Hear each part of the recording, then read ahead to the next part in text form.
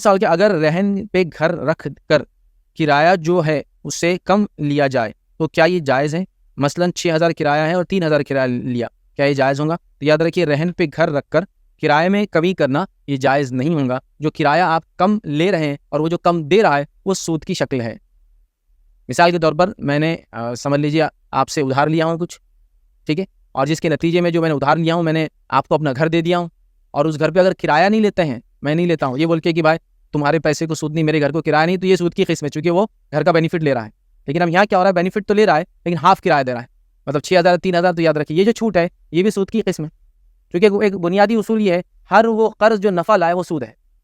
हर वो कर्ज जो नफ़ा लाए, कर्ज के जरिए नफ़ा हासिल नहीं कर सकते आप, तिजारत के जरिए नफ़ा हासिल कर सकते। तो कर्ज के जरिए नफ़ा आ रहा ना, आपने कर्ज दिया और जिसके नतीजे में क्या हुआ, कर्ज देने की वजह से आप उसके घर में चले गए रहने के लिए और फिर उसी किराए में आपने कमी कर दी, तो जाहिर सी बात है ये भी सूद की किस्म है। तो जो आम किराया है वही किराया आपको लेना होगा, उसमें कमी नहीं हो सकती। हाँ, वो चीज़ें जो रहन के तौर पर रखी जाए जिसको सामने वाला भी मेंटेन करे, तो उसके बदले वो आदमी फ़ायदा भी ले सकता है। उसकी मिसाल देता हूँ, समझ लीजिए मैं आया आपके पास और मैंने कहा कि मेरी बाइक है, आप इसको रहन के तौर पर रख लीजिए, आप मुझे पैसा दीजिए, मेरी बाइक आप रख लीजिए। तो बाइक को मेंटेन करना पड़ता है जब उसको रखा जाता है, तो उसको चला भी सकते। फिर जैसा उस जमाने में घोड़ा रखते थे, बकरियां रखते थे, भेड़ रखते थे रहन पर, तो भेड़ को घास खिलाना पड़ती है, तो उसका दूध भी इस्तेमाल किया जा सकता है।